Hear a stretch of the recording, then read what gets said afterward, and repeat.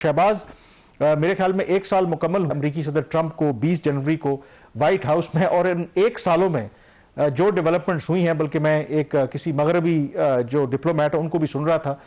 उन्होंने कहा कि एक दिन लगता है कि उसमें एक साल की बल्कि 10 सालों की डेवलपमेंट्स हो रही हैं। तो अनप्रेसिडेंटेड डेवलपमेंट्स इस वक्त हो रही हैं इंटरनेशनल लेवल के ऊपर, थैंक्स टू अमेरिकी सदर ट्रंप जो है। कामरान, आपने बिल्कुल ठीक कहा। आज मगरब को बहुत सारी चीज़ों का ख्याल आ रहा है। यही कनाडा जो है, यही यूनाइटेड किंगडम जो है, ये जो फाइव आइज का हिस्सा रहे हैं, जो दुनिया में जो कुछ भी अमेरिका अच्छा या बुरा करता था, चाहे गल्फ वार 1 थी, गल्फ वार 2 थी, मकबूजा जम्मू एंड कश्मीर के अंदर जो मुजालिम हो रहे थे, गजा के अंदर जो मुजालिम हुए हैं, तो इन तमाम ममालिक को कुछ बुरा नहीं लग रहा था, क्योंकि इनके जो मफादात थे वो अमेरिका के साथ मुंसलिक थे। आज अमेरिका ने जब पलटी खाई है, आज अमेरिका जो है, जिस अब स्ट्रेटेजी का आप जिक्र भी करेंगे और उसके जो सेलिएंट फीचर्स हैं वो भी आप बताएंगे भी, अब वो जो सेलिएंट फीचर्स हैं और जो स्ट्रेटेजी है वो रिफ्लेक्ट कर रही है कि अमेरिका जो है उसकी जो ग्लोबल हेजमोनिक डिजाइन थे वो after close to a century वो शिफ्ट हो रहे हैं। और जब वो शिफ्ट हो रहे हैं तो नेचुरली वो अपने दाएं बाएं देखेगा, फिर ये देखेगा कि कनाडा से उसको क्या थ्रेट्स हैं,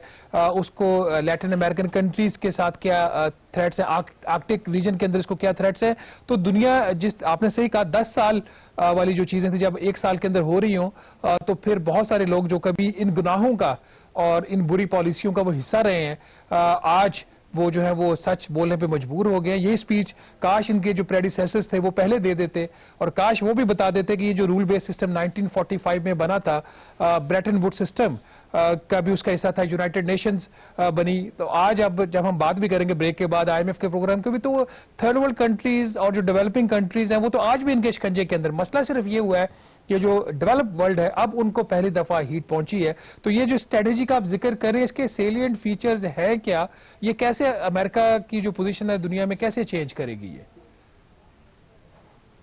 देखें, इसके जो सबसे जो बुनियादी इसका फीचर है, एक तो हमेशा जो नेटो जो अलायंस जो समझा जाता था, वो तो ऑलरेडी अमेरिकी सदर ट्रंप, आपको पता है कि उसके हवाले से उनका मौक़िफ़ बिल्कुल मुख्तलिफ है। और ये जो डिफेंस स्ट्रेटजी अमेरिका की नई आई है, इसमें भी अगेन उन्होंने इस बात पर जोर दिया है कि जो उनके मगरबी इत्तेहादी हैं अमेरिका के, उनको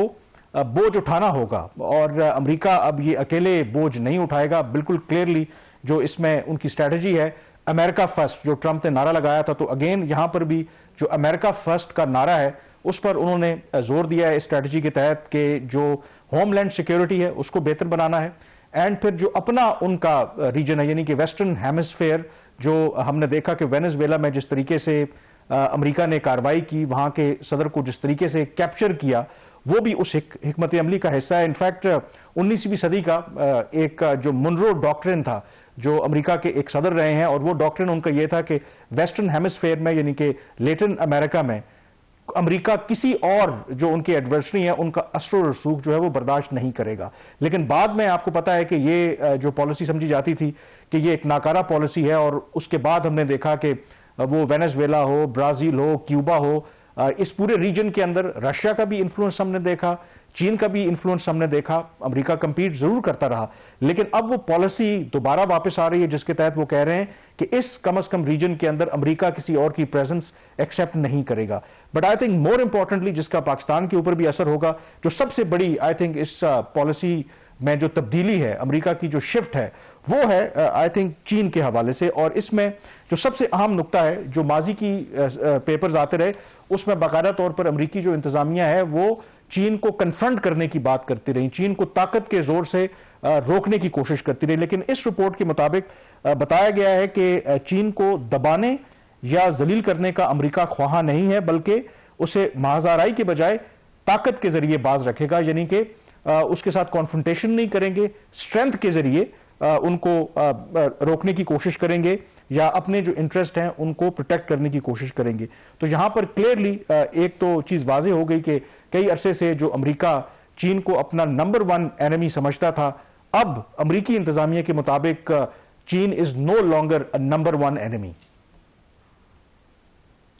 काबरान, इसमें ये एक चीज इंपॉर्टेंट है, अगर हम इसको हाईलाइट कर सकें, अगर अमेरिका जो है वो चाइना कंटेनमेंट पॉलिसी से चाइना रिस्ट्रेंट पॉलिसी की तरफ जा रहा है, तो इसमें फिर जो इंडिया है, जो कभी अपने आप को खिते का चौधरी समझता था जस्ट बिकॉज कि अमेरिका को उसकी जरूरत थी चाइना को कंटेन करने के लिए, इंडिया का जो रोल है रीजन के अंदर वो कैसे रहेगा? फिर जो ताइवान का जो सवाल है जो आज फिर उठा हुआ है, ताइवान के क्वेश्चन के ऊपर इसका क्या इंपैक्ट आएगा? इंटरेस्टिंगली अगेन इस पॉलिसी पेपर के अंदर ताइवान का जिक्र नहीं किया गया, जो बताया जा रहा है कि ये भी एक बहुत बड़ी पॉलिसी शिफ्ट है। और एब्सोल्युटली यू आर राइट कि ये जो अमेरिका की और मगरब की भारत के साथ जो कुर्बत बड़ी थी इस सदी के अंदर, उसकी सबसे बड़ी वजह यह थी कि अमेरिका को भी और मगरब को लगता था कि अगर हम भारत के ऊपर इन्वेस्ट करेंगे हर तरह से, तो वो एक ऐसा हमारे लिए हथियार हो सकता है कि हम चीन को रोक सकते हैं। लेकिन अब अमेरिका की पॉलिसी अगर तब्दील हो गई है और उनका जो फोकस है सिर्फ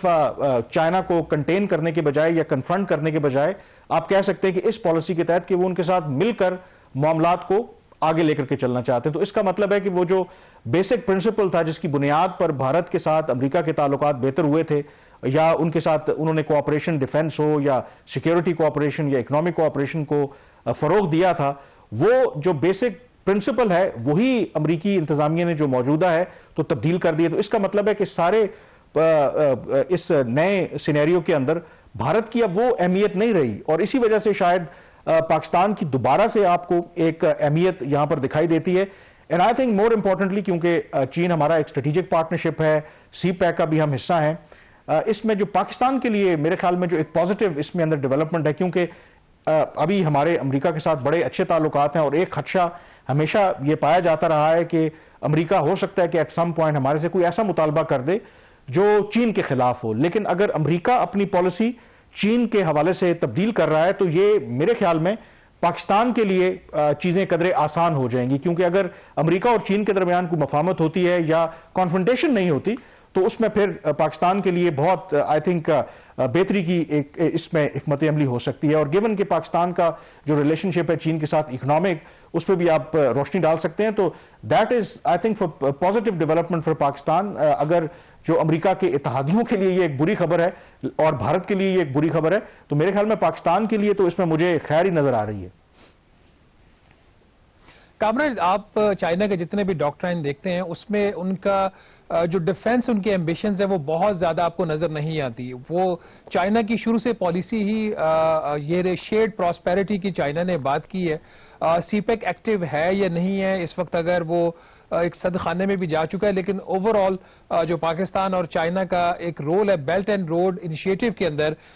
at the end of the day इस खत्ते ने ओपन होना है। It is not just about China Pakistan economic corridor, it is beyond CPEC, जिसमें अफगानिस्तान है, सेंट्रल एशिया का रीजन है। और जब चाइना की शुरू से पॉलिसी ही कन्फ्रंट्रेशन की नहीं रही और वो शेयर्ड प्रॉस्पेरिटी का मतलब ही यही है कि अगर हम ग्रो कर रहे हैं तो हमारे साथ जो रीजनल कंट्रीज हैं वो भी ग्रो करेंगी। तो ये एक गालबन ऐसी चीज थी जिससे बहुत सारे खत्ते के जो ममालिक हैं, जैसे आसियाम का फोरम बना था, एशिया यूरोप मीटिंग, आसियाम के फोरम के ऊपर गालबन उनके 64 उसके मेंबर्स थे, कुछ उसमें ऑब्जर्वर्स भी थे। अब आसियाम का क्या कॉन्सेप्ट था कि दुनिया को एक कनेक्टिविटी मुख्तलिफ जो एशिया और यूरोप का जो खिता है इसको जोड़ना आपस में थ्रू वेरियस, जिसमें साइबर भी है, जिसमें इंफ्रास्ट्रक्चर भी है, जिसमें रेल कनेक्शन भी है। और मकसद क्या था कि खिता जो है वो ग्रो करे बजाय कि कन्फ्रंट्रेशन जो है वो प्रमोट, जो कि अमेरिकन पॉलिसी रही है। तो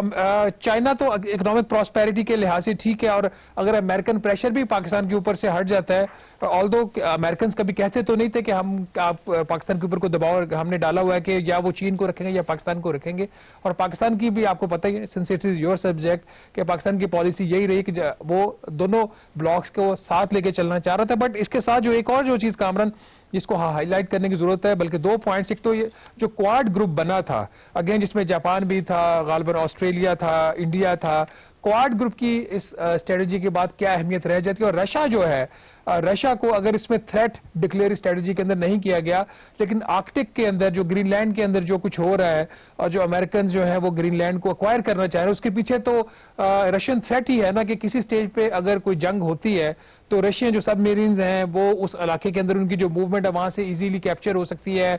मिसाइल डिफेंस उनका जो है वो वहां पे से डिप्लॉय हो सकता है। तो रशिया का सवाल और जो क्वाड ग्रुप है इसका स्टेटस फिर क्या होगा?